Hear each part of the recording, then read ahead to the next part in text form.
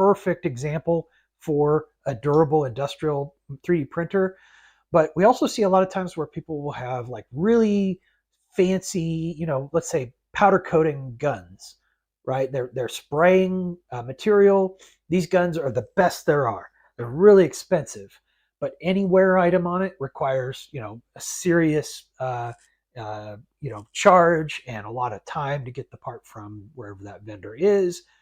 Being able to customize it, make it longer, make it shorter, right? Anything like that, it gets really easy, and it just kind of enables your team to be able to do a lot more with it. And we'll start by laying out all of our parts in the virtual world and use software to automatically pack it all up for us. And then we'll go print the parts, and we'll show a behind the scenes look at post-processing for this build. So let's go ahead and get into it. This is Formlabs slicing software where we can set up our parts and our settings for printing. And it's the same software whether it's their SLA resin printers or in this case our Formlabs Fuse.